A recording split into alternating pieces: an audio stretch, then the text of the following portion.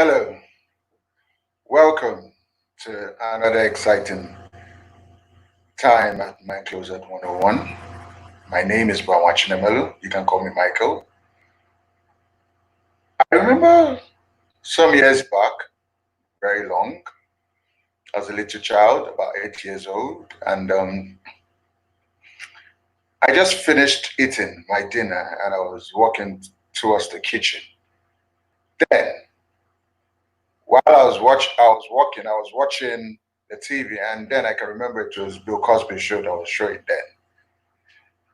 I was carried away with this show that I didn't look at where I was going. So I ran into our house help. We have what we call house help. And they're like, yeah, house help that helps in the house in Africa. That's what we call them house help. So I ran into him.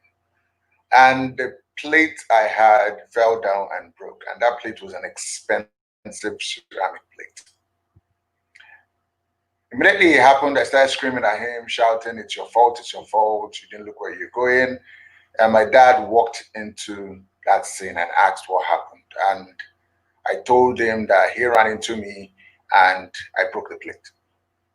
I can remember this story very clearly because he took me straight to his room, brought out a very big cane. And in Nigeria, actually in Africa, parents scold their children with canes. It's a big stick, yeah. He used to scold them to correct them from doing wrong. So after giving me 7 hot lashes on my buttocks, he now sat me down and gave me this advice. He said, never in your life should you hold anybody responsible for your mistakes. Once you make a mistake, don't look for who caused it or who to hold responsible. Just dust yourself up, learn from their mistakes, and move ahead. Now, this is Mind Closer 101. That's the tip for today. Welcome to the show. And I have guests today, new guests, and I still have the old guests that will be coming in very soon. But first of all, I'd like to introduce. Well, I've been hearing so much about him, and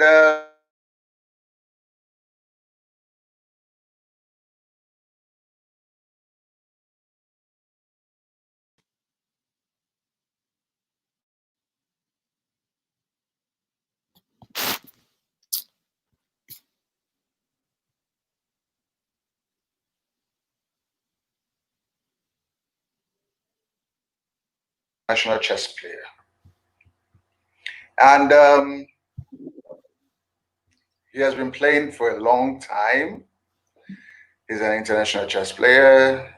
He's based in Maryland, USA.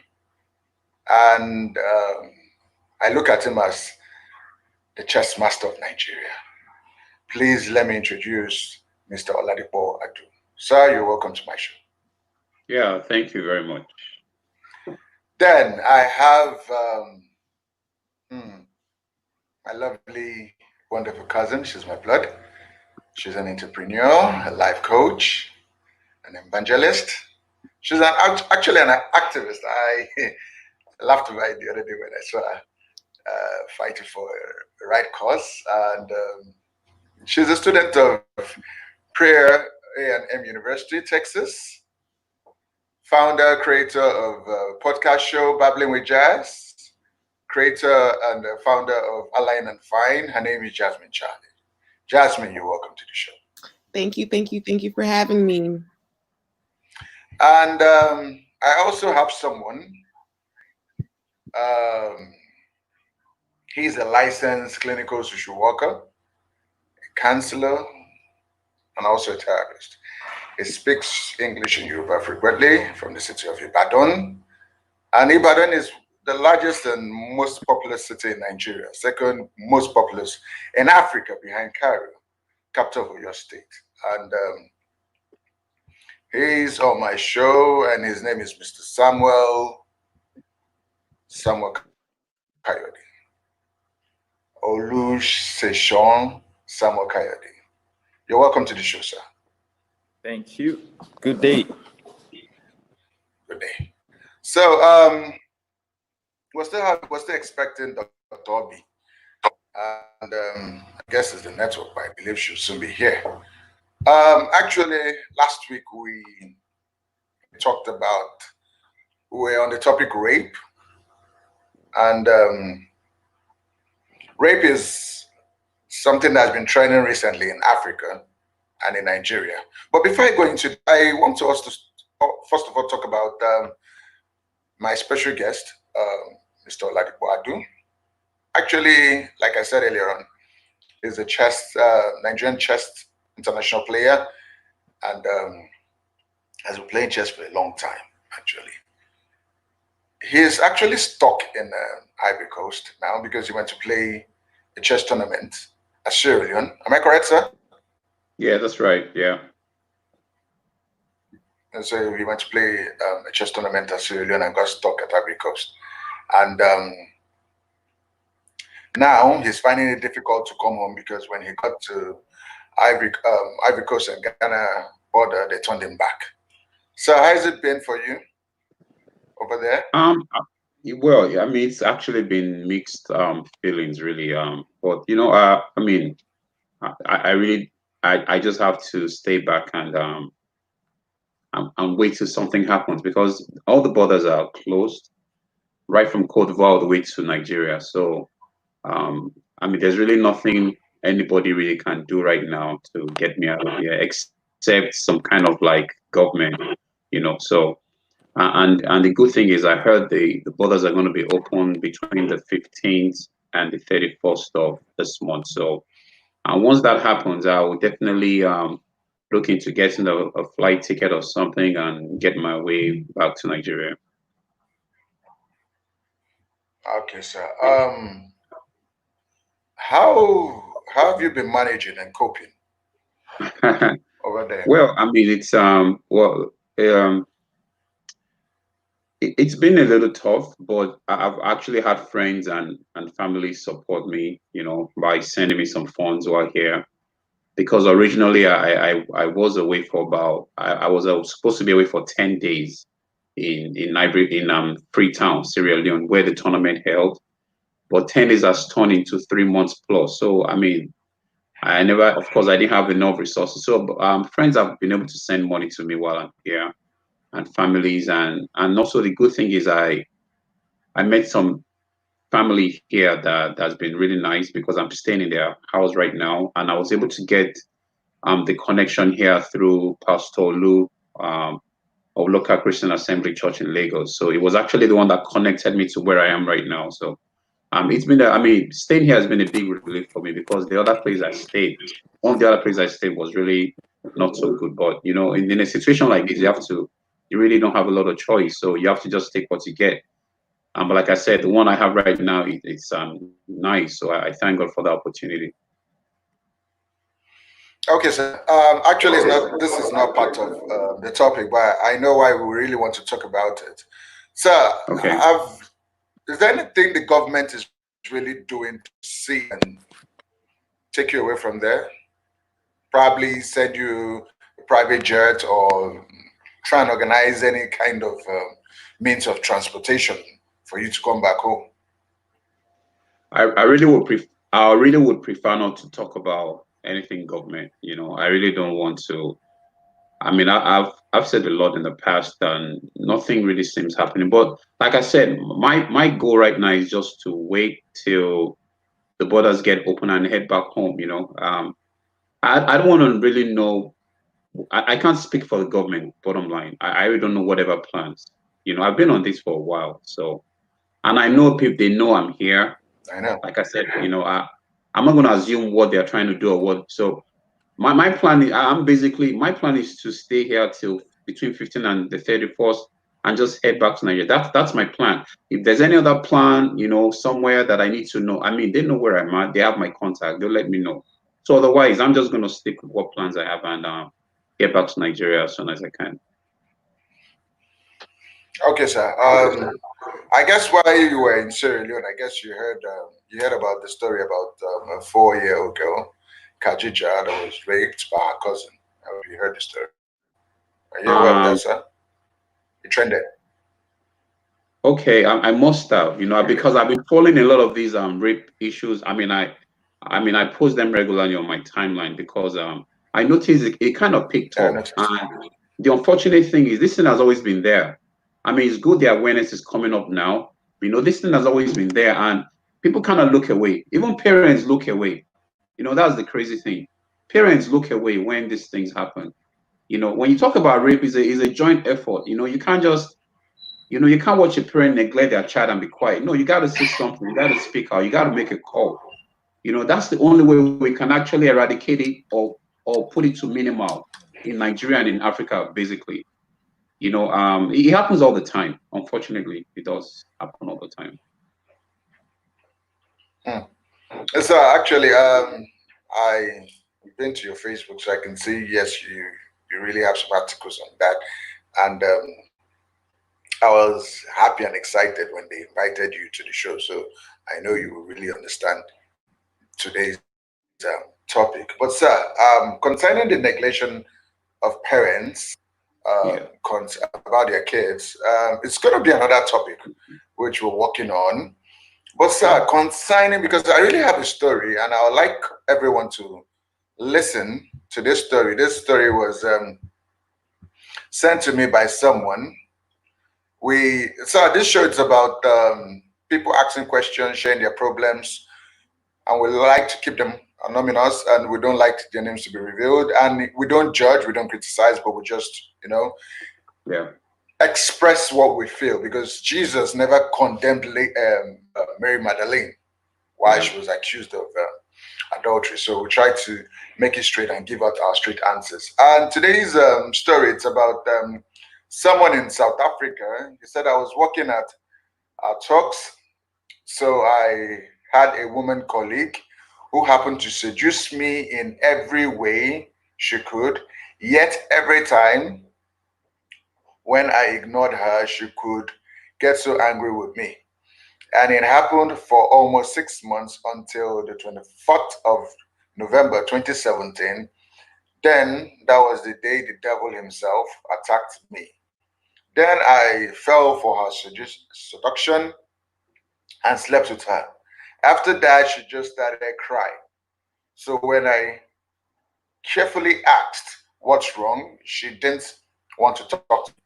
10 minutes after, I received a phone call from our manager telling me that this woman claims that I raped her. I got shocked and waited for her on our way.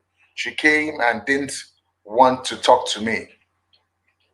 It was a Friday until Thursday following week. I I received a call from our office being told that the police came looking for me, so they left their phone number to call them. So I did call and I was told to come to the station. And I got there, I got arrested that day, then being charged to court. But what bothers me is that she lied mostly in her statements, and she has even changed it 3 times.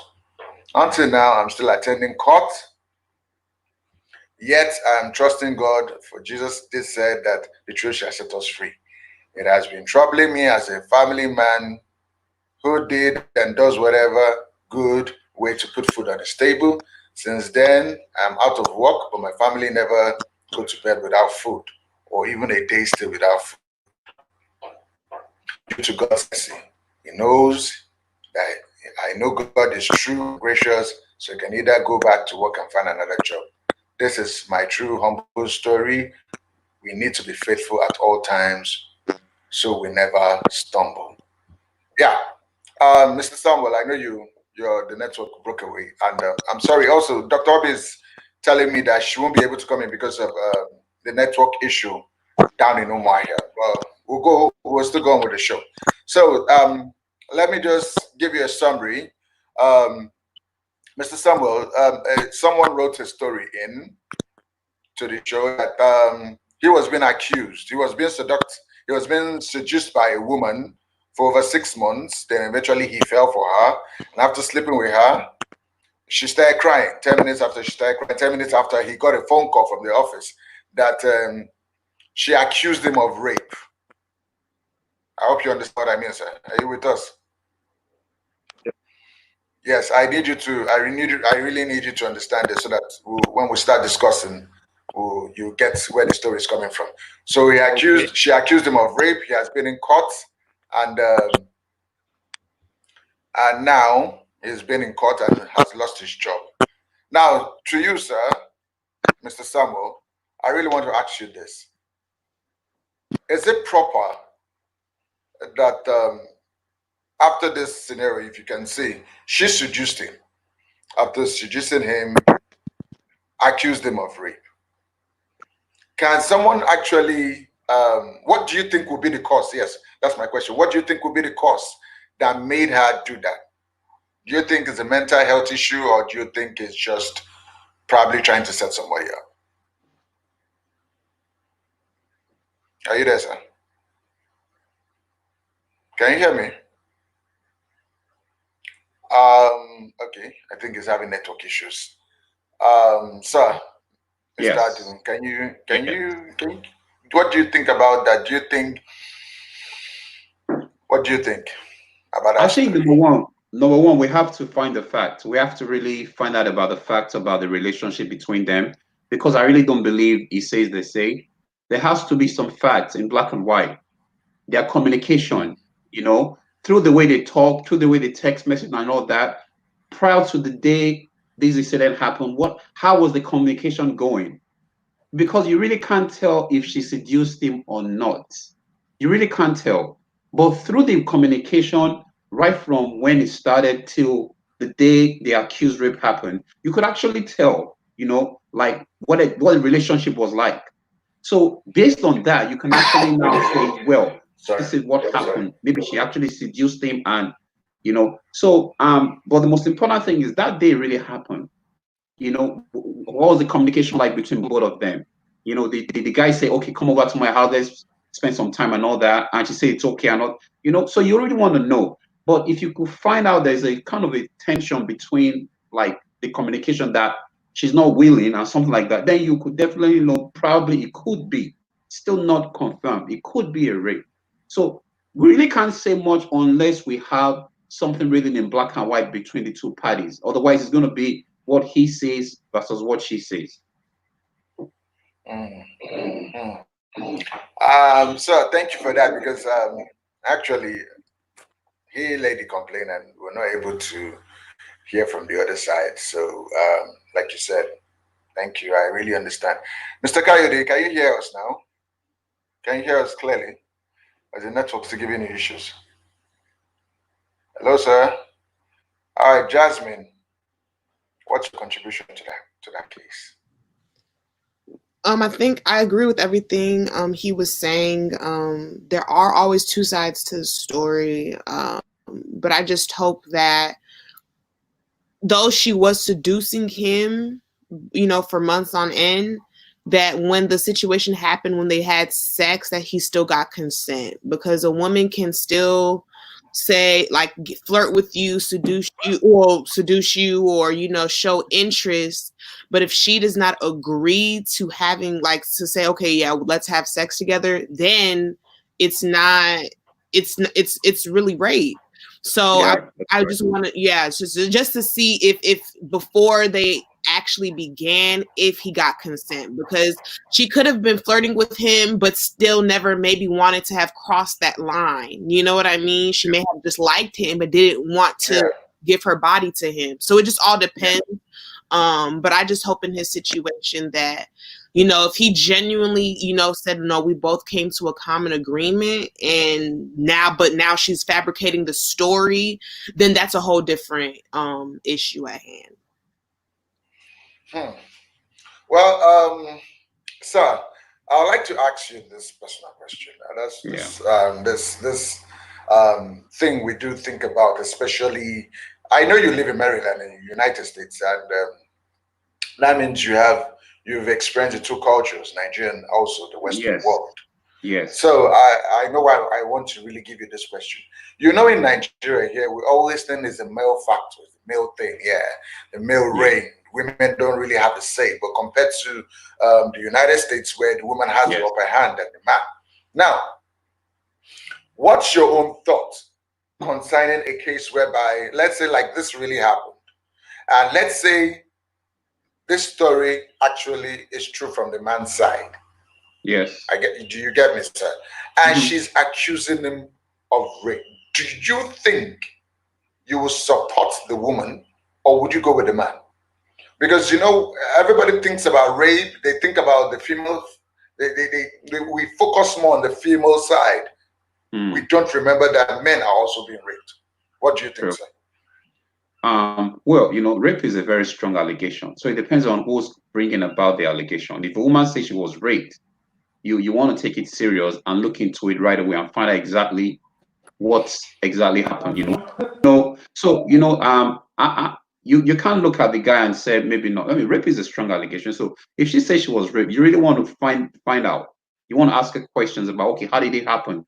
And all that, what led to it. Like Ms. Jasmine said, no matter how much I flirt with you as a woman, no matter how much she does, there still has to be a consent between both parties before you can go all the way. So you can't just say because she was flirting with you gives you a right to do whatever. No. But like I said, it's very important for us to find out the facts about it. You understand? Like I said, the communication between the guy and the lady. Okay. So yeah. Yes, sir. Yeah. So one has to find out the communication. I mean, what are the proofs? Once you say you're raped, you have to have some proofs.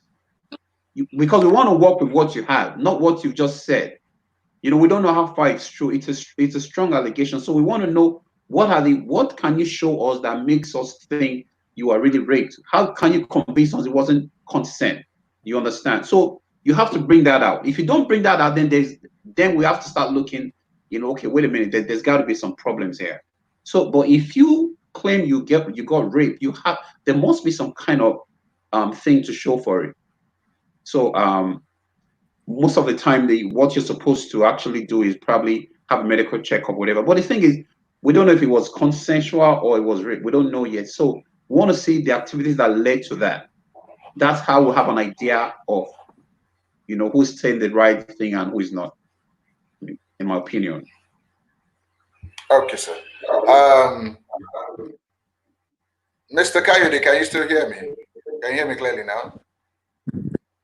Because I can see you're live. Can you hear me, Mr. Coyote? Still having these issues, network issues. Whoa. And I know he has a lot to contribute. Jasmine, Yeah. what do you think about a male being raped? Yes, I can. Oh, okay. I think you can hear me.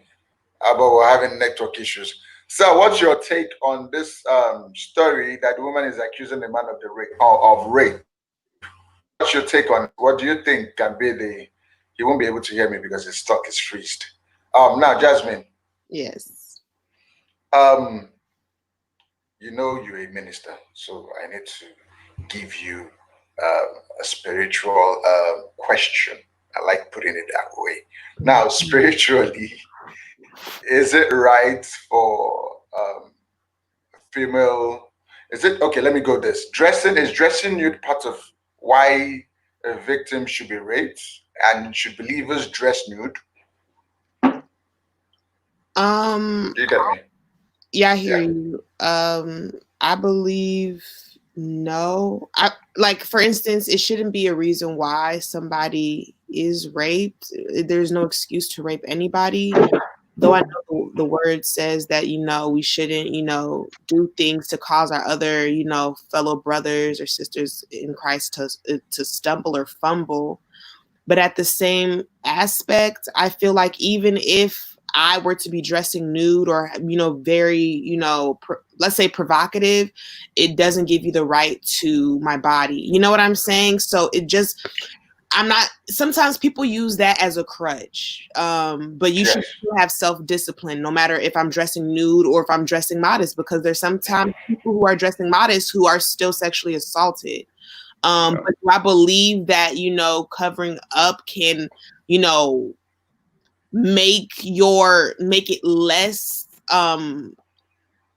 happening, maybe, but at the same time, there are some people in this world who just genuinely don't care. They will still make a pursuit on you, whether you have clothes on, whether you barely have clothes on, whether you're fully naked. Absolutely. Yeah. Oh, okay. Now, Mr. Coyote, can you hear me clearly? I hope you can hear me clearly. Yes. I mean, I've been moving Okay, around sir. just to help you. Looking for network, right? I noticed. I noticed We as feel well. you. And now you. We feel you. And I think the car is the best place to be because one, you'll be safe from noise, and I think the reception will be clear. You heard the story about the woman that accused the guy of rape after seducing him for a period of 6 months. You heard the story. I hope you got the story well. Did you? Are you there, sir? Because I have a question for you, and Not. Noah, can you hear me clearly? Network is also disturbing him. Right. And because I really wanted to ask him, what's the difference between sex molestation, sex harassment, and rape? Because some people, I think some people really think that this, I know sex harassment, okay, sex abuse, sex molestation, and rape. Are they the same or are they different? If you can hear me, Mr. Kayode, I'd like you to talk more about that. If you can, if they're the same, let us know. If you can differentiate them, it would be awesome. Hello, sir. It's not. Mr. Adu, can you help us? Yeah, I mean, molestation and harassment. You said molestation, right? Sex abuse. Yeah. No, the first one is sex abuse. Okay. Sex abuse, sex molestation, and rape. Are they the same? Sex molestation can actually be rape. Sex abuse, I don't think so.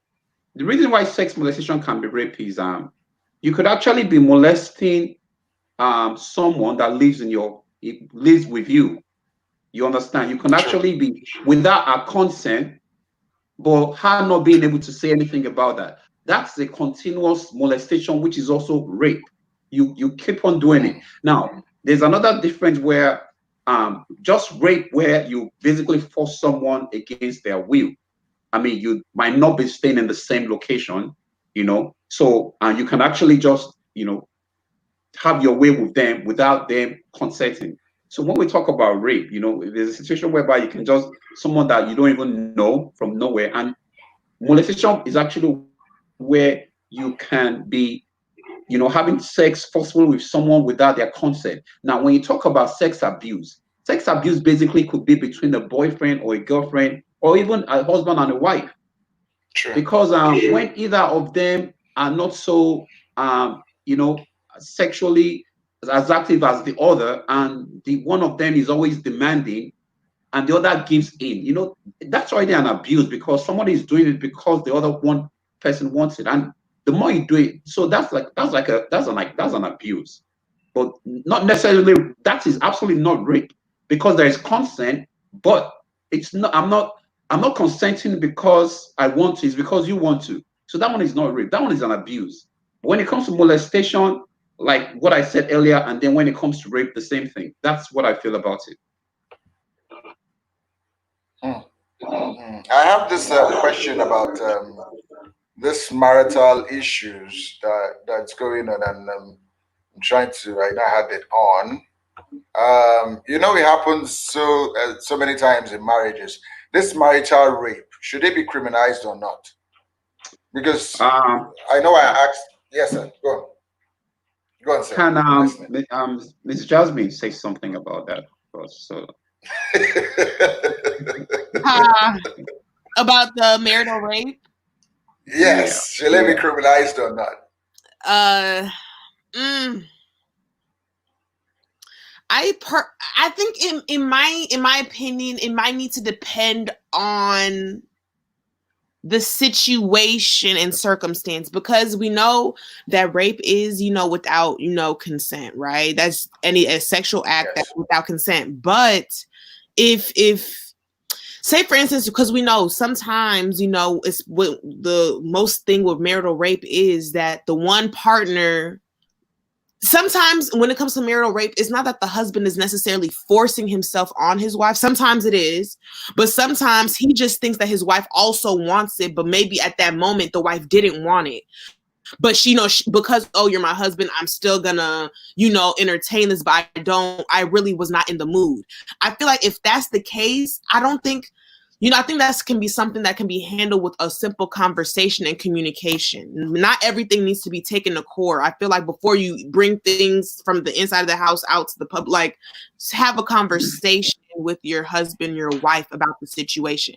But now, if this is something where the husband or maybe the wife, because men can be, like, okay, what I'm bringing up, you can be, raped as well.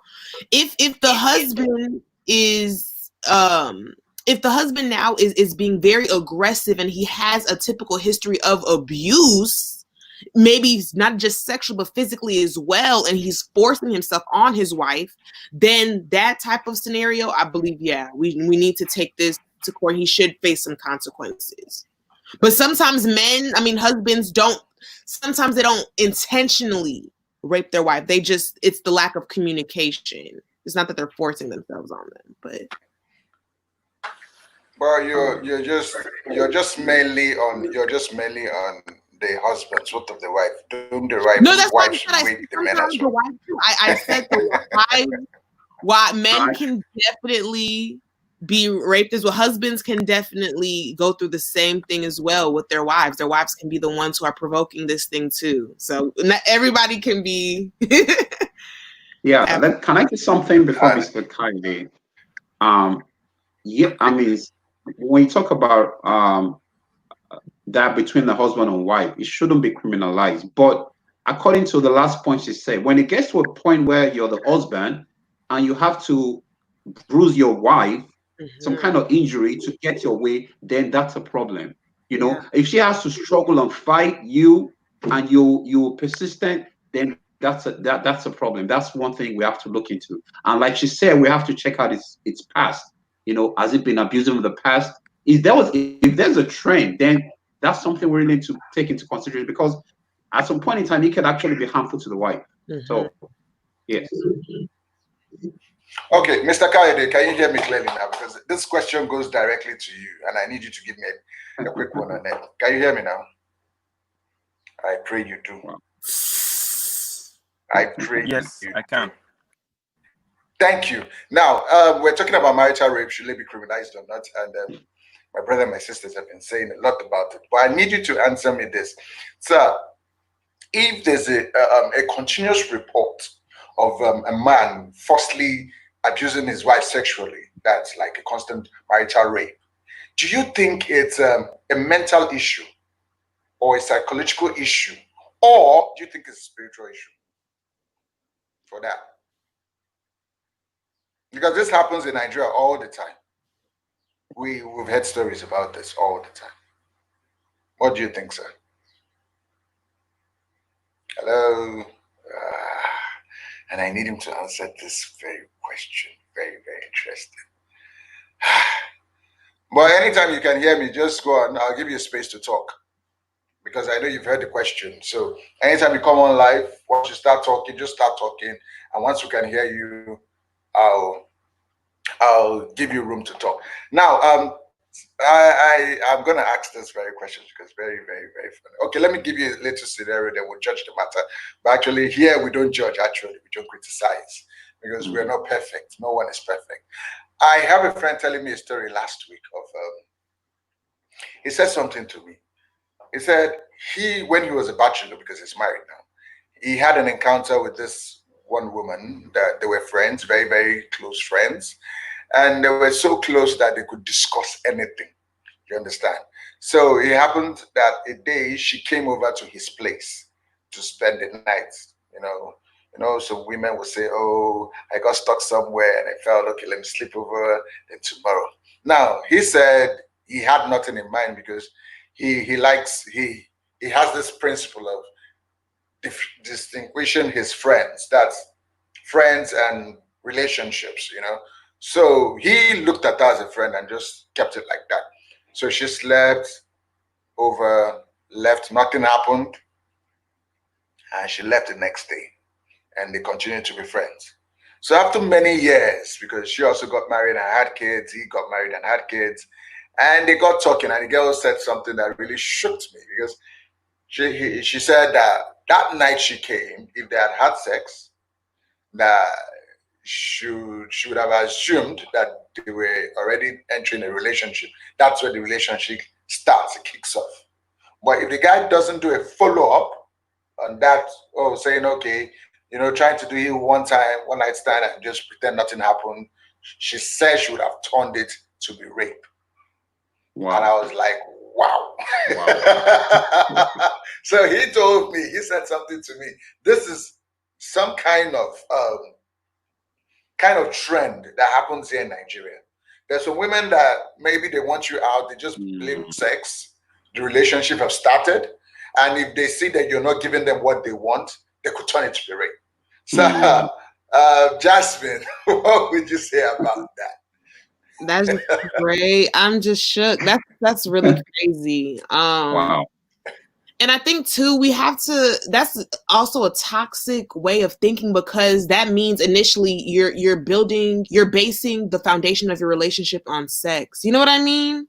When that? relationships should be more than that. That's just one aspect to the relationship, but that shouldn't be the foundation.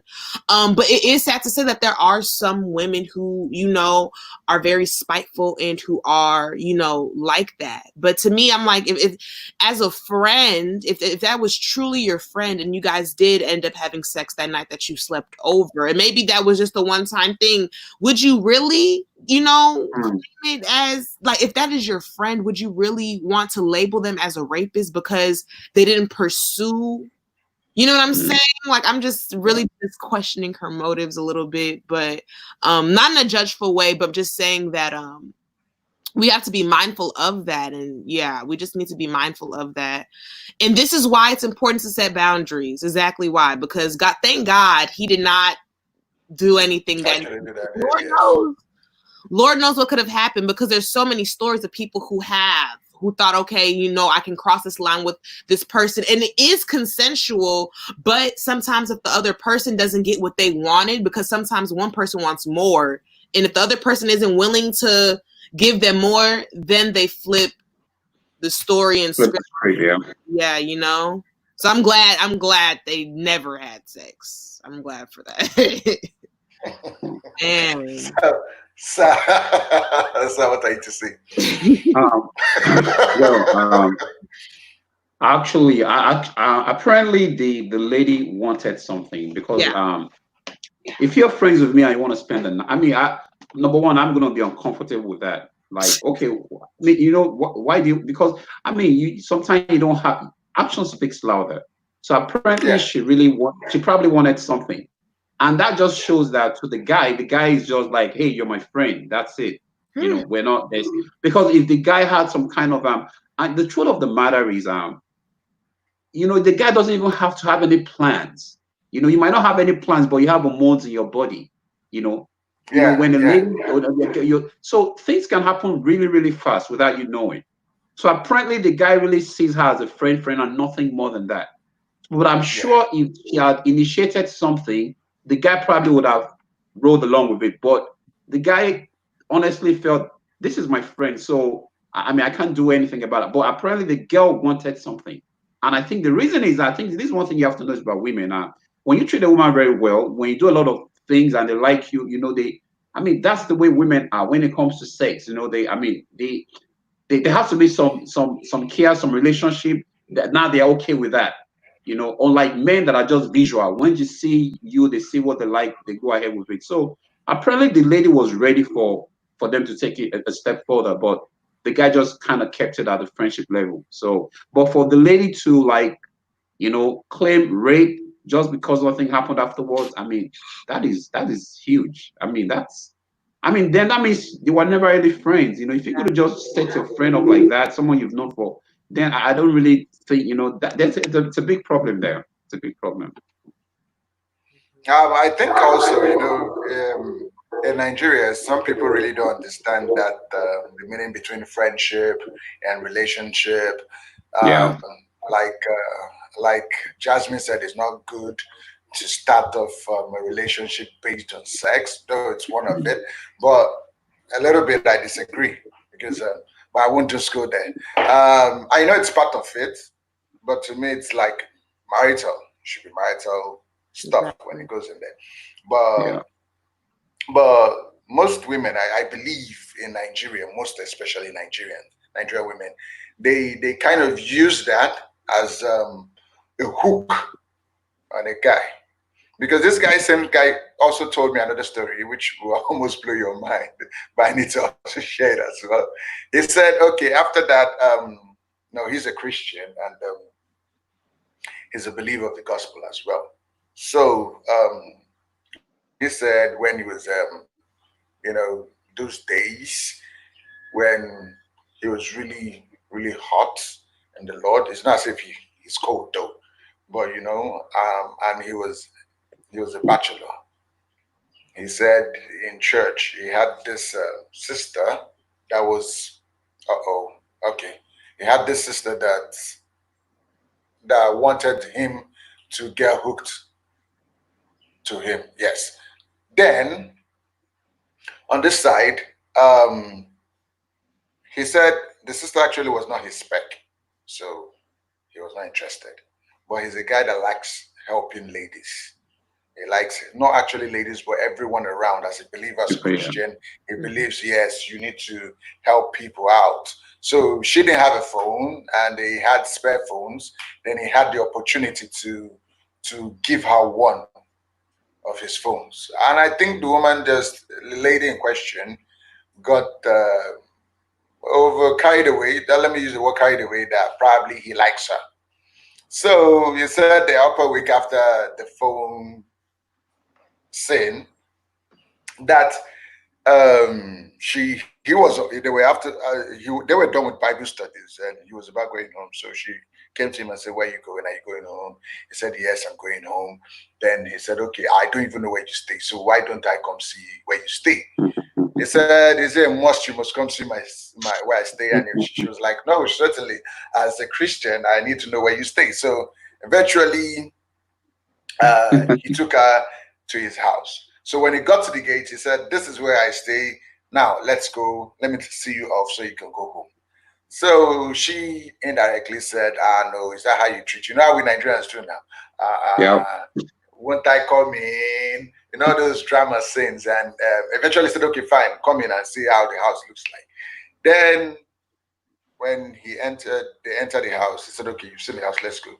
They had a topic they were discussing on the road. So she said, "Okay, you know what? Let's finish this topic." So at the end of the day, she was just talking about how her own elder sister's husband has been trying to molest her, trying to Mm. have sex with her, and she's trying to skip those things, and was seeking advice from this brother. So this brother advised her and told her, "Okay, this is what you do, this is what you do." And after it, he said, "Let's go." She said, "I don't want to go home. My sister is not around, so I don't want my sister husband to be disturbing me. Please, I'm hungry. Do you have food at home?" He said, "Actually, I have noodles. So, except you're going to cook them by yourself and just eat because I can't go into the kitchen and cook." Then, just to cut the story short, he kept delaying, wasting time. Eventually, it got so late that a neighbor of his, advised her to sleep over at his place. And he said, "Okay, you know what? I'm going to sleep in your own place together," because he stays in a one-room apartment, self-contained, and the other guy stays in a flat. So he said he was going to join his neighbor and stay in his neighbor's flat as long as she's going to stay in the bed. And the neighbor agreed. So getting to around 11 p.m., the neighbor's girlfriend came. So he was stuck that he needs to go back to his house. And it was like, he said it was a trap. The guy just had to set him up on that. So, so he got into the house and was lying on the couch while she was lying on the bed. Then she came to him and said, "Oh, your bed is too big. I can't stay here alone. Your house is kind of frightening. I need you to come over to your bed. I can chase you away from your bed." And eventually, one thing happened to the other, and they all got down. So he said after that one, he started regretting because he said he never had a plan. He never wanted to commit fornication. And it eventually happened. He said, "Okay, God forgive me." So after some time, lately after that day, she started calling frequently to check on him. And I was like, "Please don't call me. I'm already in a relationship. Do you understand? But my relationship is not based on sex, but I'm in a relationship, you know that. So why are you calling me?" And she just said, "I'm checking on you." So it got to one evening again. The weather was so cold. Mr. Ayo, I hope you know what I mean in Nigeria. The weather was so cold, and the brother needed to get himself warmed up. And this sister called at that particular time. He was fighting that temptation. Eventually, it happened again. They went down. So he said it happened like 3 times, and he called the sister and said, "Please stop it." Because at times she'll come to the house and say, "I just want to check on you. Do you want me to do anything for you?" He said, "I am in a relationship. I don't need this." Just to cut the story short. Now, the relationship he was into, the girl had a former boyfriend that was taking care of her. You know how we Nigerian men do. We'll be sponsoring a woman's education, Yeah. doing some kind of bills where they don't send us. They didn't send us to pay those bills. Pay those bills. And she really didn't like the guy. Do you understand? But she could not do anything. So when this brother came into the picture, she left that guy for this brother. So already, there's a beef already on the other side. Yeah. Yeah. So they had a youth conference that all the youths gathered, and this girl in question that had been taking advantage of this brother was staring at the brother in a bad way, and said, "This brother is very wicked, very wicked." So that other guy, his rival, got to hear and said, "What did he do?" She now said, "He raped me." And this brother now took that story and presented it to the church. Wow. And a panel was set before him, 6-man panel, and he came there, and they asked him that he was being accused of rape. He said, "Please, who?" They named. He now narrated the story. At the end of the day, they now called the sister in question and asked her if it was true. She said he raped her. Then he now said, "Okay, but you came to my house, this. And she could not defend herself. And that was how he was being, he escaped that allegation and got set free. Exonerated. Yeah. Yeah, I understand. So now this is another story we're talking about. And I really don't want to believe that women are fond of that. Because it's not a must that if you sleep with a guy that you truly. At least if a woman likes you, I mean, women can really have their way if they want. Women are women. They're a special kind of breed. So, well, let me let you finish before. Women are women, basically. So, I don't know, but like I said the other time, there has to be, there has to be some kind of probability. But the guy should have put his foot down. You see, the Bible says, "Flee every appearance of evil." You understand? So you have to. If you don't put your feet down, I wasn't surprised they did it more than once. That is the norm. I mean, it's not something you do and say, I don't feel like. No, once you get into it, you're gonna find a reason to want to do it again and again and again. So and once it stops, the party that doesn't benefit from it being stopped is going to say stops, and he should have put his foot down the first day, and there would have never been a second day. And the guy definitely knew. I mean, the guy can't tell me he doesn't know this girl wants this, because this is my house. You want to come in? What else do you want? The guy should already know what the lady wants. So the moment he says come, she should have put his foot down. I think he really allowed himself to fall, because he could have just said no. I mean, some other time, and then the lady will really get the message. But you can't keep giving room and think nothing. Come on. the best is not to even let the situation happen. Otherwise, when you get to the situation, you would happily have no power, no control over it. So I think the guy should have put his foot down for the first time. Thank you, sir. You agree with that, Jasmine? Yeah, because as a man, you lead, so you should know. Okay, this woman, she wants to come to my house. It's getting late. I can tell she likes me. So don't go on the devil's playground. You know what I'm saying? Yeah. If you feel that temptation, just go. But let's not forget that we know that women kind of read faster, meaning read lines faster than men. Some men are so innocent, like what happened in the Bible according to how they said Eve gave it to Adam and Adam had to eat it, but I'm not here to judge. But at times women look kind of understand men faster than men understand themselves. Don't you Women think are so, Jasmine? smarter, pretty much. Yeah. Really, I mean, it's a Yeah. fact. I mean, women are, women are faster. Yeah. I mean, there's a way women goes about what they want, and they know how to go about it. Men, we don't think as much as they do, and they do it in a very subtle way, Yeah. So, I mean, so for a guy, you definitely you would know what a woman wants. You would know. So it's left for you to make your decision. Do you want to go with it, or you want to pretend as if you don't know? Or I mean, so yeah, basically. Okay, Jasmine, let me ask you this. Should the church address these rape cases, or should they address it? Should they preach against it in church? What do you Most think? definitely. I definitely believe the church needs to not be afraid to talk about these issues because they are happening. And the more that we try to avoid these conversations, we're just keeping the kingdom of darkness just allowing, more and more. So I believe once we are able to come together and talk about this, especially in the church, we're now shining light on this issue. Hearts will be transformed. People will come to repentance. Like, it's the most perfect thing to do. So that way too, those who are in the church, they know, okay, this is a wrong thing. I should not be doing this. Even though low key, when you are, I've never committed the act, thank you, Jesus. But if I'm guessing a person who's in the act of doing that, there is a type of feeling of, I know this is wrong. Like, you're going to feel something. It may not be that exact moment, but maybe after, you're going to feel some type of conviction whatsoever.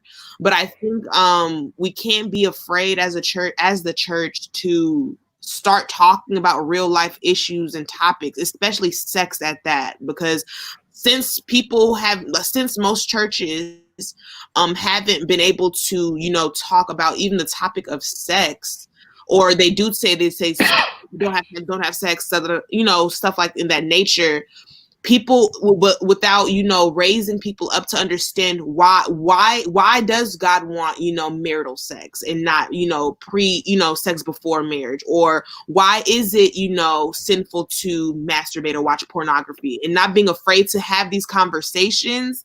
That's when we'll see true change in the world and in society. So we need to definitely start having these conversations. So I know you're a believer, and I believe you're Christ Embassy. I believe because I read you, I saw your walls, and I saw most of them. Well, actually, I go to House of David, but I really I love the teaching of Pastor Chris, and I've followed him for a while. Yeah, so I'm not Christ, but I'm yeah. Okay. Well, I saw that, and I just want to ask you this question. What's your suggestion if a church member practiced this? Should the person be cancelled, or should the person go for deliverance?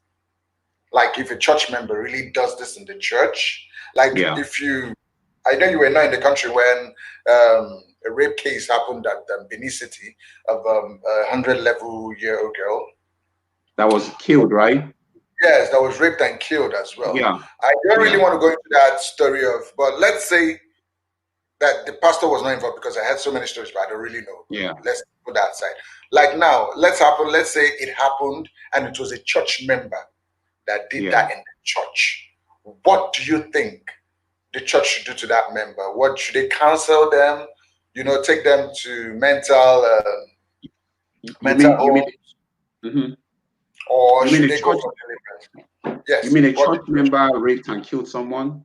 No, let's say let's skip the part die. She died. Okay, Let's say he just raped her.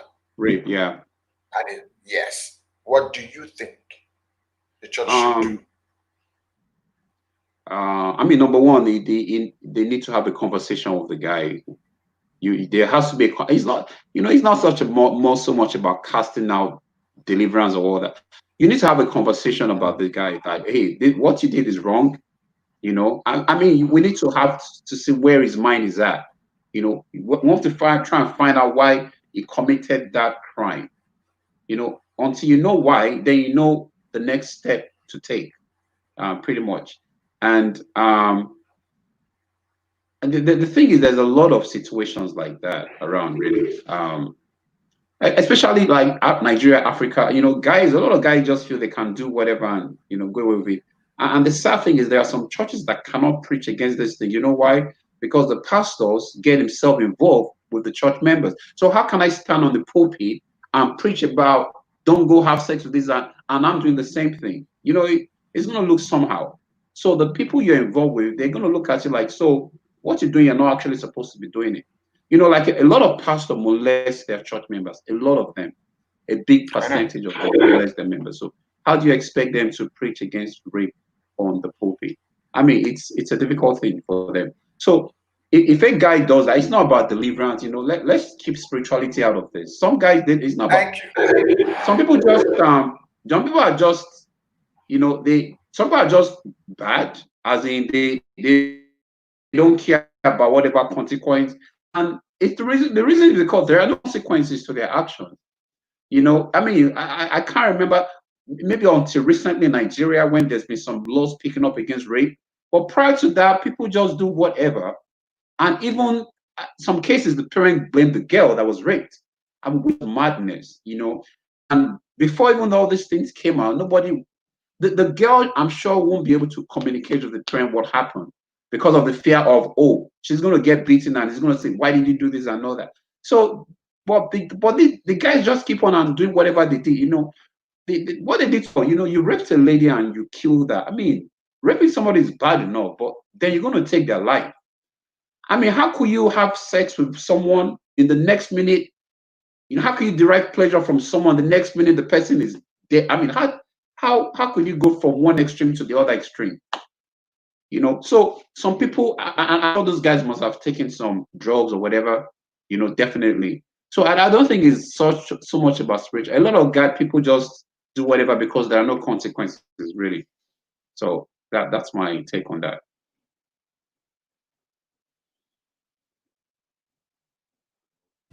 You're on mute. Oh, sorry, I forgot I was mute. So All that right. means you believe more. You believe more on counseling than deliverance.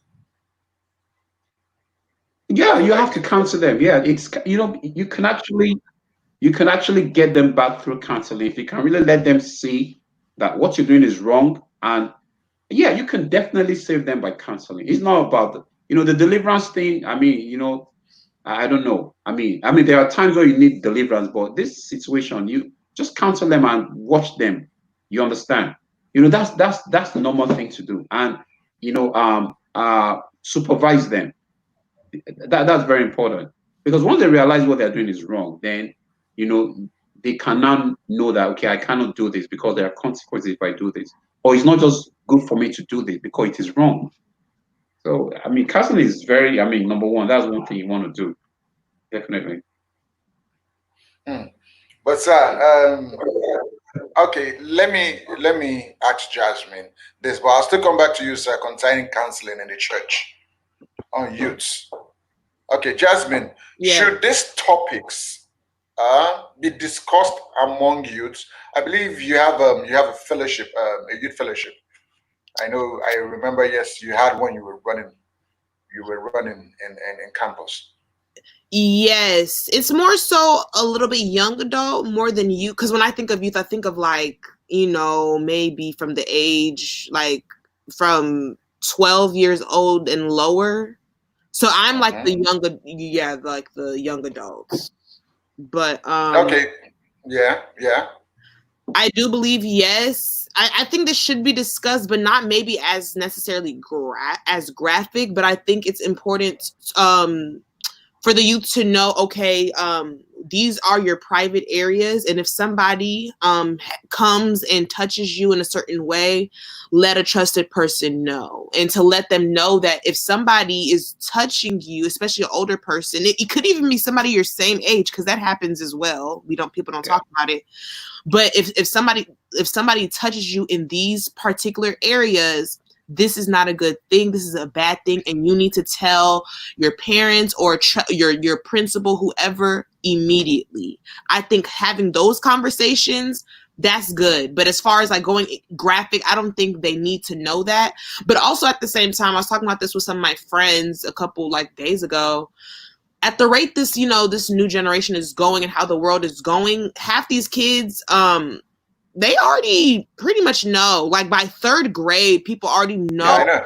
Sex. Yeah. I didn't even know what that is. So it's like, at this point, they may already know. So we can't even be afraid to bring it up to them, because their age group is already discussing these things at such a young age. 6, 7 years old, they're already talking about sex.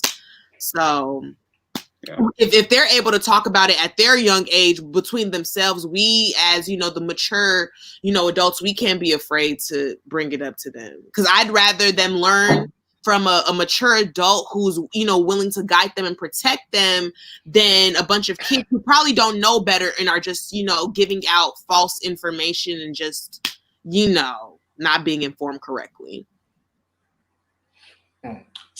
So back to Mr. Adu.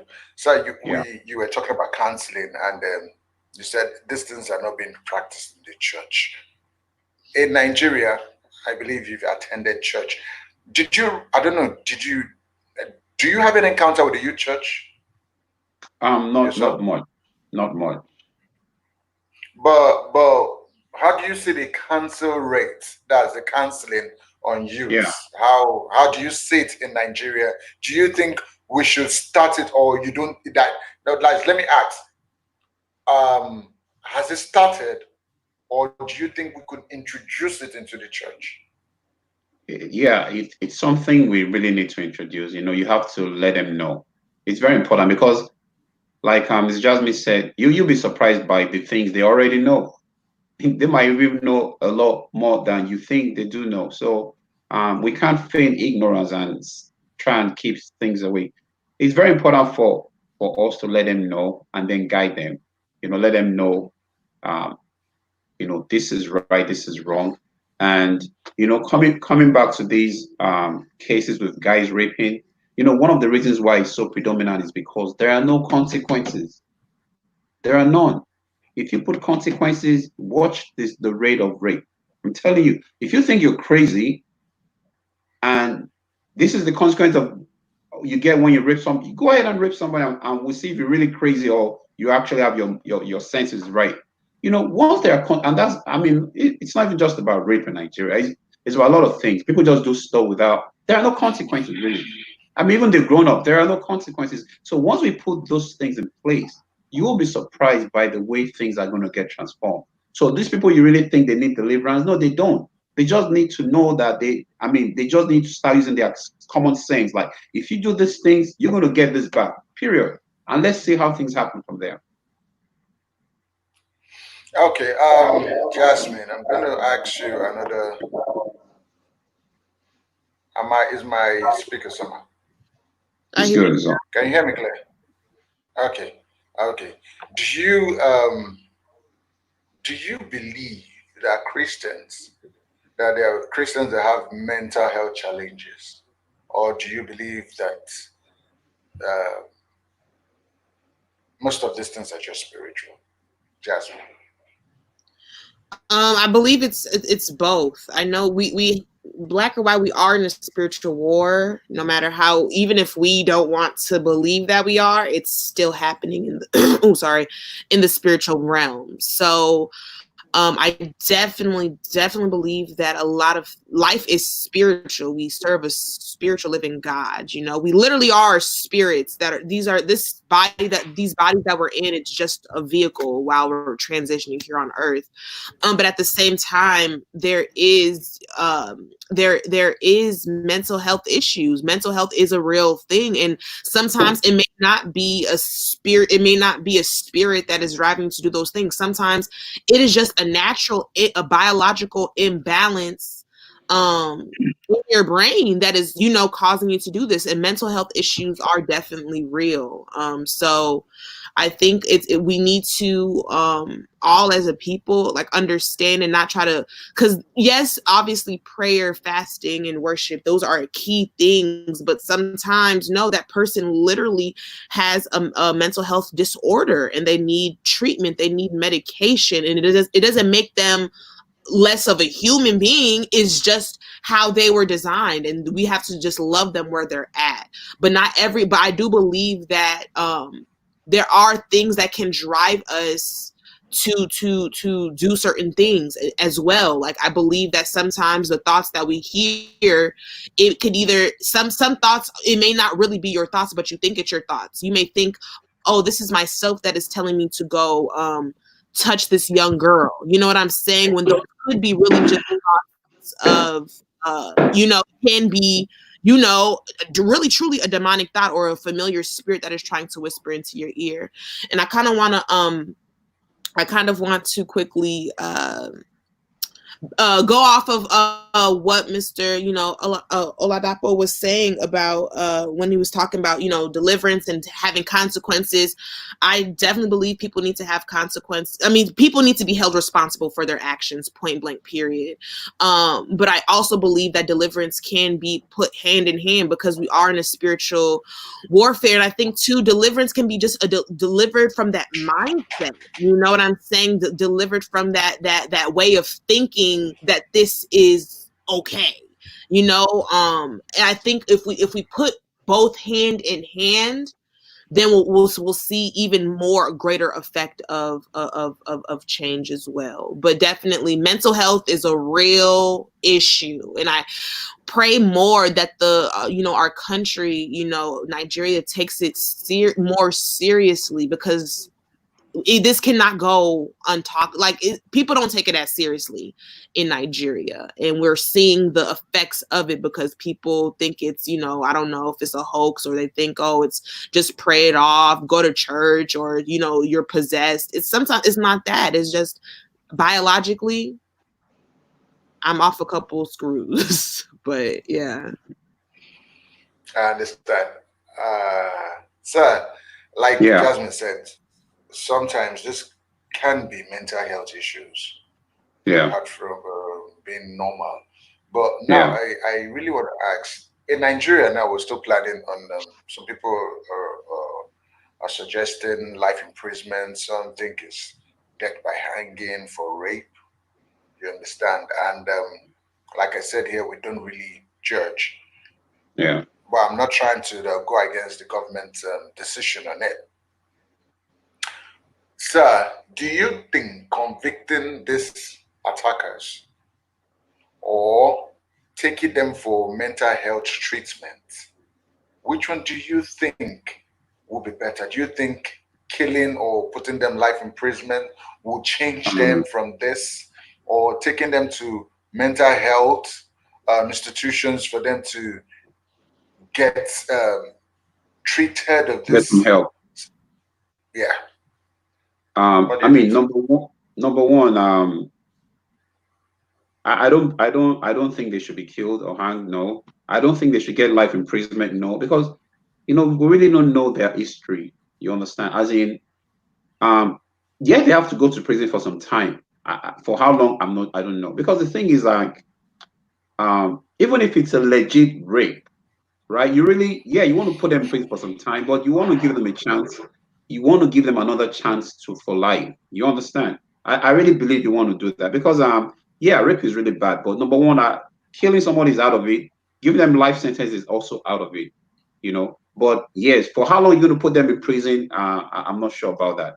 And the second thing is, like, do they need to go to the psych? No, not really. See, at an early stage, right? If it's like I said, you have to check their history. If it is something that They are used to, because it gets to a point when you pick up an habit, right? When you pick up doing something, you can have control over it. It gets to a point where you have no control over it. That's where you need deliverance. You understand? You could actually pick it up, and you're in the early stages of it. You could actually get counseled, and then you're fine. But when it gets to a point, just like a serial killer, when you get to a point where it's already part of you, that's when you need a deliverance. And another question I have to ask is, you said something about is it possible for a Christian to have mental whatever? Number one, I'm going to ask you, what do you mean by Christian? What's the definition of a Christian? Because for me, if you say I'm a Christian, that means I'm Christ-like. Because as a Christian, you Yes. have to know who you are. It is impossible for a Christian to be mad, to be mental. You can have attacks. Those attacks doesn't make you who you are. Those are temporary stops. Anytime you come to the recognition of who you are, these things are going to leave you, because there is no way light and darkness can stay in the same person. It is impossible. So when you know that you're a Christian, I mean, there are going to be stuff thrown at you, but you can't. This is my belief. If you're a Christian, all these things cannot have power over you, because if the Bible says you're seated with Christ in heavenly places, far above principalities and powers, you have to know this, because your knowledge of this alone clears a lot of things. Devil is always playing with your mind. Devil can't really True. do anything with you, but once he can convince you, then that's fine. But if he cannot convince you of who you are, we don't. A lot of Christians don't know who they are. It's unfortunate, because think about this. Think about what God did by bringing Christ. Think about the sacrifice. Think about the things He's given us. So that's why you always have to go to the Bible. The Bible. That's how you have to read the Bible daily. The Bible reminds you of who you are. Yeah. When you know who you are, nothing faces you. You're going to get temptations.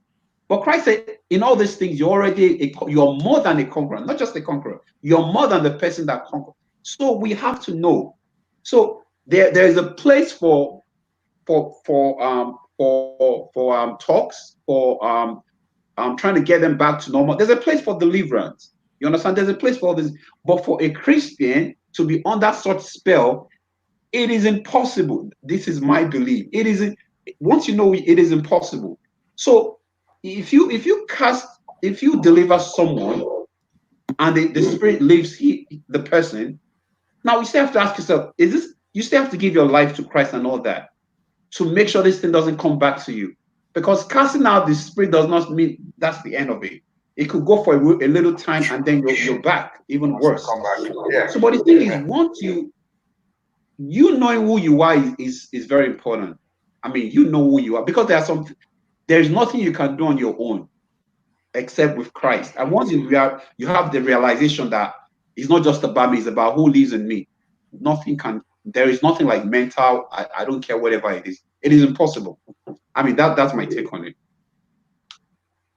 Because I wanted to really talk about this. I just remembered a little story Yeah, because I did attend one church. It's a more popular church, but I don't want to say the name. that's fine. Fire, That's die, fine. die. You know where I'm going. Yeah. So now, I was taking a course there, a case was presented to us of a pastor that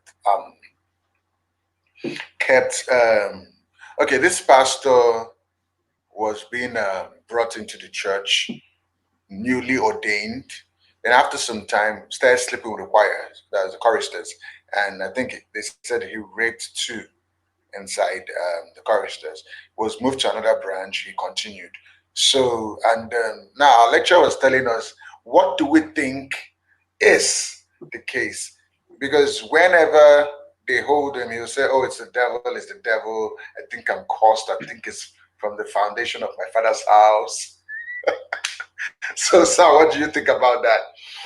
And Jasmine, I want you Number to also talk about it when Mr. Ladipo is done. Okay, number one, even though the Bible says where sin abounds, right, grace abounds much more. Yeah, And the Bible also said, how can we continue in sin and expect grace abound? basically Well, you about see, how can God we forbid. continue in something we're already dead to? So sometimes your action speaks a lot about what you really claim or say who you are. Such Mm, situation, you have to ask yourself, is it really ordained? Is it really, because there is no Let me tell you something. You can't have an experience with God and know it and remain the same. It's impossible. Second Corinthians 5:17 says that when a man is in Christ, you're totally new. You're not the same person you used to be.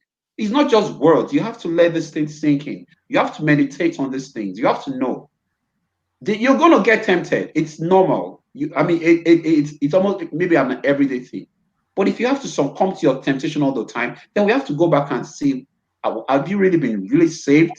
Because if you really have Christ, it is impossible. We have to realize that, and it's not something you have. It's not about living right. I'm not talking about living right.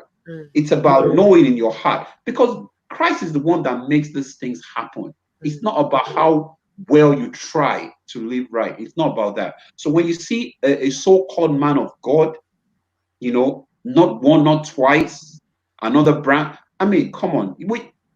By their fruits, you will know them. I mean, it's as simple as that.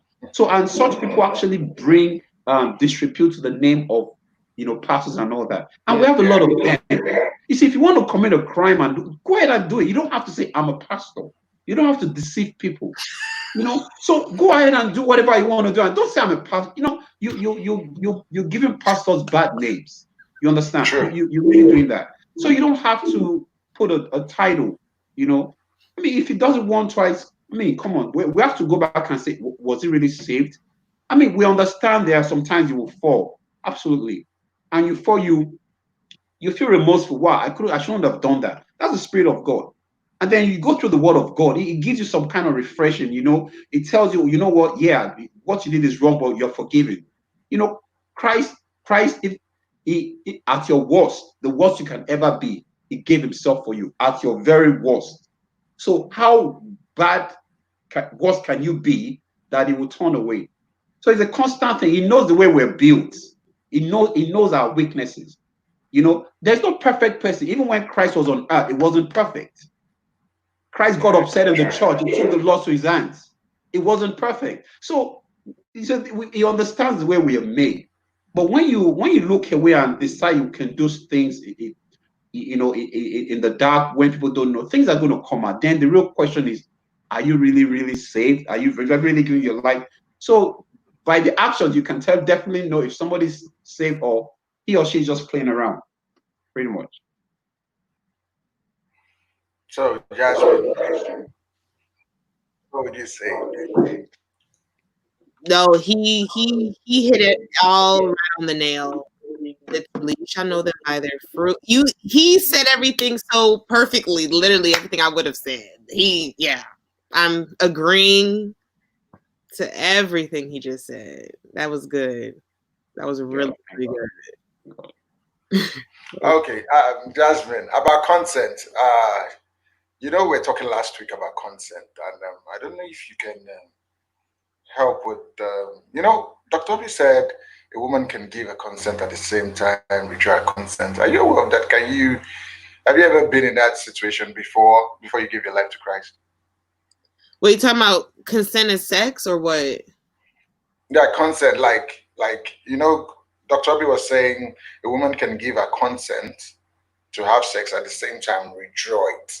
Yeah. Wow. Do you have an idea how it works and what could be the reason? Because for instance, I might have at first said, okay, let's do this. If I have a changed mind and I don't want to go through with this, and I tell you that, the moment I say, yeah, okay, let's stop, or I don't want to do this anymore, I've addressed to you that I don't want to engage in this. So I am obligated to change my mind. That is definitely fine. Now, do I consider it rape if we already started and I gave you consent and then midway I say stop? And will I consider that rape? No, I personally wouldn't.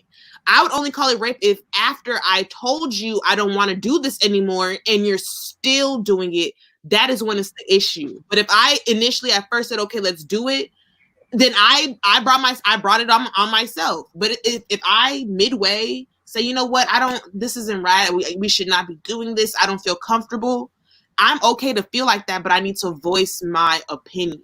And the moment that you hear somebody say that they do not want to engage or they do not want something, you need to stop. You need to stop. So yes, you can definitely can change your consent.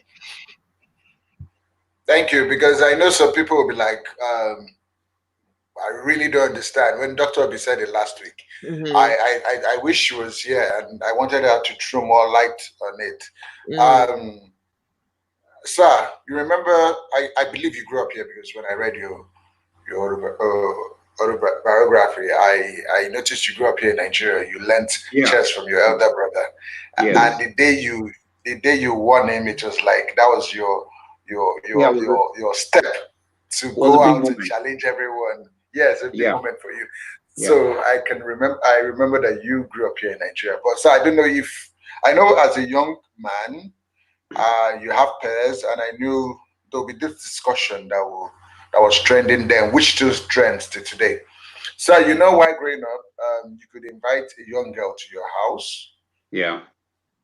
And make advanced moves, and some girls are saying no, no, no, I'm not interested, no, no, no, and eventually succumb, and they eventually give into it. But we then, because I remember when I was quite younger, it was said that when a woman says no when you're making advances, it automatically means yes. Yes, I need it. I need it. Yeah. But at the same time, she doesn't want to look cheap to that scene. Now, okay, I just got that easily. She's trying to play hard to get. You understand? And at times we make a lot of mistakes.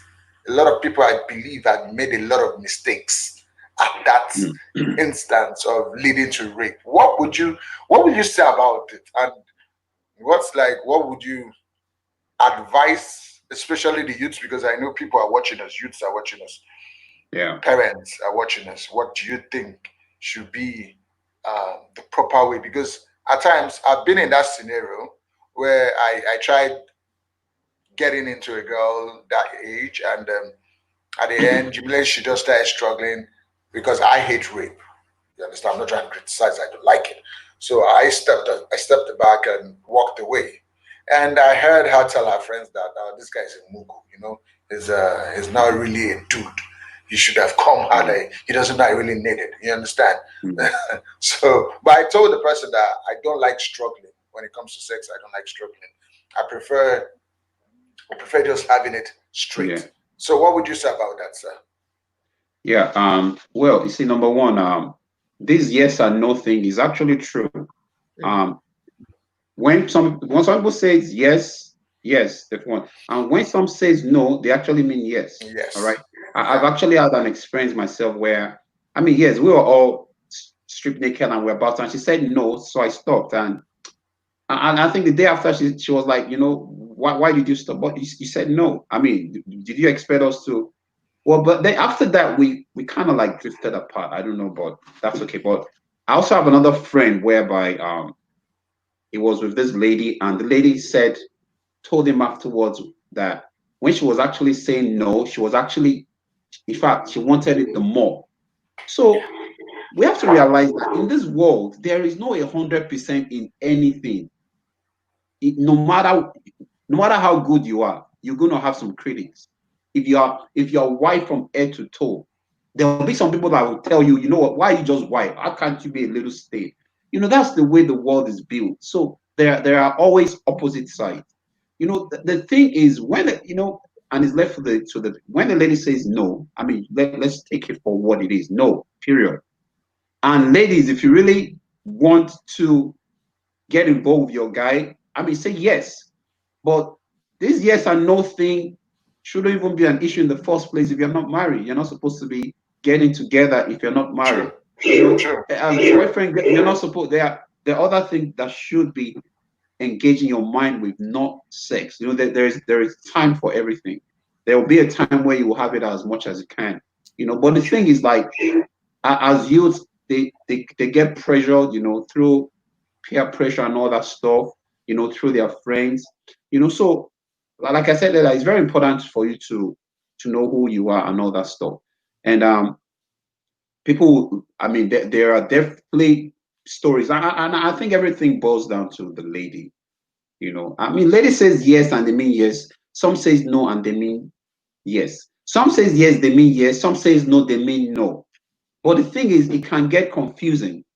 But the thing is, I mean, you have to just take them by their word. If they really want to make something happen, they would make something happen. Because I think it's always about the women consenting.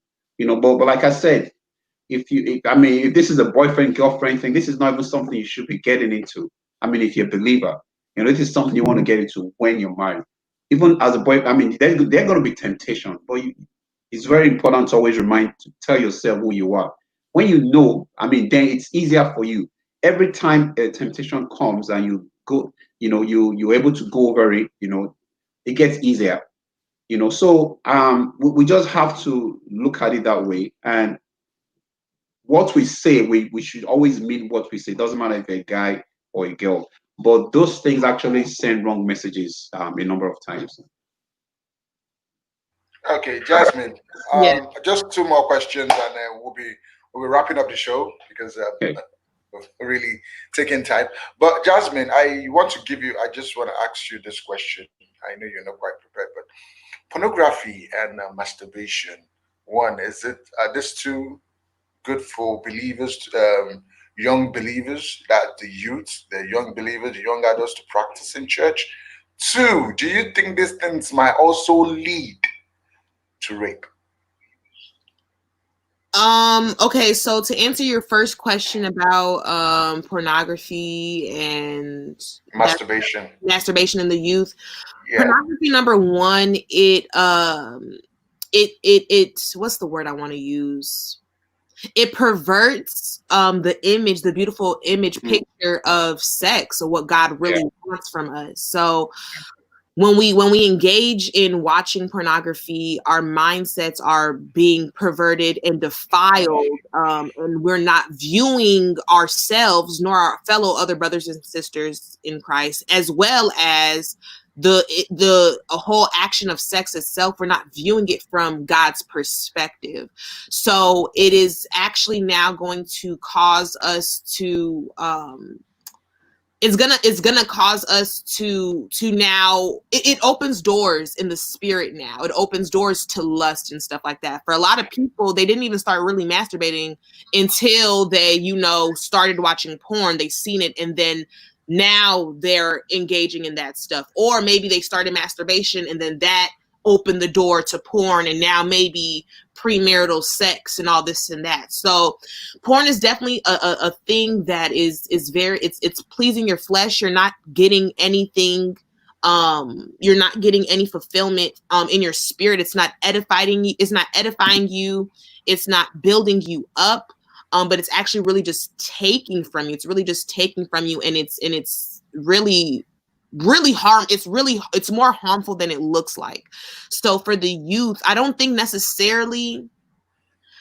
going to say necessarily it correlates with, let's say, rape, but I can say that it definitely will correlate with someone to now want to engage in sex, especially premarital, especially in the youth, because they're going to now try to mimic what they saw in these pornographic, videos, and now they're going to try it. But who knows? I pray to God it doesn't lead anybody to want to go force themselves on somebody else. But sometimes, hey, it is the case because that it's from what they've seen. But yeah, long story short, I definitely believe that pornography and masturbation, these are just open doors to just more demonic activity, just torment, and just a whole bunch of nonsense into our lives. And that's why we need to guard our hearts and guard our eyes, our ears, our mouth. These are all gateways to our heart. So we need to be mindful of what we're receiving, because a lot of things are being transferred as well. When we are watching these, a lot of things are being transferred in the spirit that you may not physically see. So, your question is, I kind of skipped it because I was so good. I was deep with Jasmine's talk about this.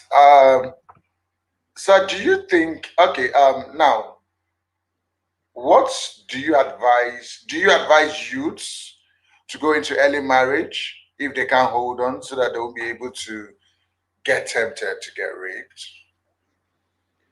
I might have to take my leave after this question because I have some things I want to. But you We're know, wrapping up already. okay.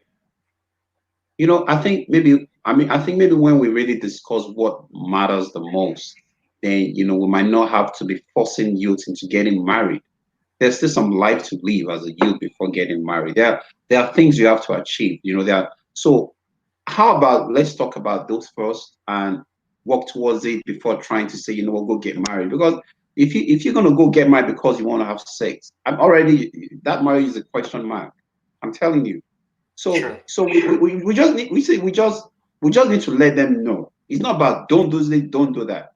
These are the consequences. Like I said, there must always be. We should always let them see the consequences of their actions. You understand? And the most important thing is, are you at the age where I mean, are you done with your school? Are you done with serving? You had some work experience that you're not thinking about marriage. So it's very, very important. They know all these things. It's not just about don't this and don't do that. Like Ms. Jasmine said, rape, porno and masturbation. Porno is, of course, it's bad. Even when our adults can't handle it, how much more kids? I mean, it's ruined a lot of marriages, you know. And even when you interview people that got messed up through porn, they will tell you they've been doing these things when they were so young and they wish they never really got into it. So I mean, if they can hardly handle it, how much more kids? And you can't force youth to get married just because they want to. There is time for everything. So we have to let them know. And the most important thing is when you speak to them, it's not about reprimanding them. It's about you have to let them know you care. You have to let them know that these things are good for you. It's not about the way we do things in Nigeria, like don't do this, Yeah. don't do that. That only makes them rebel and want them to do more. But you have to sit them down, let them understand why they need to get from point A to point B to point C to point D before they get. You have to let them see that. And guess what? Whoever wants to do whatever they want to will still go ahead and do it, regardless of all the things you've told them. But it's very important for you to let them know how you think it should be and why. And if they have questions, they can ask you, and then you'll be able to give them more information and guidance towards whatever step they want to take. So please don't be angry. This is the last question. You share Okay. your social media handles and you can take your leave. But I just remember this very question. So Okay. we're going to still talk about this topic some other time, but it will Okay. not be the next week because Okay. this topic is really broad and Yeah. this thing trending. I can remember. Okay, I'll talk about it later. But this, we you are aware of child molestation? That Yeah. an older woman trying to have sex with a young boy. Yeah. It's not really trending compared to the boys taking down the girls. Yes, that's right. And Yeah. this is another angle we need to look into. Now, Yeah. I'm looking at most of these attackers. Can there be a link that this attacker was molested while he was young, and this will cause him to go into rape? Do you think that? Yeah, there's a probability. Um, I remember there was a lady I dated in the US, a white lady, and she told me when she was 16 years old during a prom, right? The the brother, okay, the older brother of our friend's boyfriend. You Yeah, get my point? yeah. The older brother raped her. She's white, the guy is black. She raped her during, and she said based on that, she never dated a white guy. She said she always wanted to be with a black guy just because of that. And there's even an instance where a police officer raped a I haven't read about this recently. A police officer raped a lady, and everybody the lady ever dated afterwards were police officers. So if you go through any kind of I read this recently, and the lady is not just any kind of lady. She's actually well to do now. If I can find out where the story, I'll share it. So whatever experience you go through, not all the time, but there's a very high probability that you will replicate what you go through. Either you're a lady or you're a guy. There's a very high probability if you don't get enough counseling, if you don't get enough, how can I call it? If you don't get in, yeah, counseling basically, Counseling. there's a very high Therapy. probability you would want to replicate the things that happen. And the reason they do that is just to try and I really don't know. Maybe like I said, I don't know, but they always tend to want to do those things that are really bad that was done to them to other people. Thank you very much. You are calling it a wrap. Sir, I would like you to tell people where they can meet you, your social media handles, where they can meet you and, you know, get to meet you. Okay. Yeah. My Facebook, of course, is Oladapo Adu. That's my name on Facebook. And on Instagram, on Twitter, I'm Dapsay underscore ADU. DAPSAY underscore ADU. That's my handle on Twitter and Instagram. And yeah, that's about it. And on Facebook, Oladapo Adu, you see my picture and all that in front of it. So Okay, sir. Please, I hope to see more of you on the show. okay, So by the grace of God. we're having another topic next week, and it will be on suicide. I'll be Okay. bringing a guest that tried committing suicide with a Russian Roulette gun. So he's a Russian roulette, podcaster. right? Yeah, Okay. he's a podcaster. He gave that story, so I was touched, and I'm inviting him to come over and talk about it. And we're also going to have other guests talk about it. So I hope you join us next week. And I All pray, right. okay, by then I pray you'll be in Nigeria by then. Yeah. Yes, Oh, I pray so too. I pray so too. Yeah, I really pray so. no problem. Thank you very much. Thank you Thank for having you. me. Thank Nice you meeting very you, Miss much. Jasmine. Nice meeting you too. Yeah, take care. Have a wonderful day. You too, Yeah. David. All right. Yeah, Jasmine. Where can people meet you? Find you? So you guys can follow me on Instagram, JAS.EFOMA, IFEOMA. Follow my podcast, Babbling with Jazz, on all platforms. You can listen to the podcast as well, all streaming platforms, Spotify, Apple Podcasts, anywhere you can find podcasts or wherever you listen to your podcasts. And yeah, Twitter, Jasmine Efoma as well. Okay. Well, I thank everyone for coming, attending the show. Our audience, you can also follow us on our Facebook page, Mind Closet 101. On Facebook, my name is Okechukwu on Facebook. On Twitter, it's Nwachinemelu. And also on Instagram, Nwachinemelu. You can also listen to my podcast, 3 Minutes with Jesus. It's on every podcast platforms.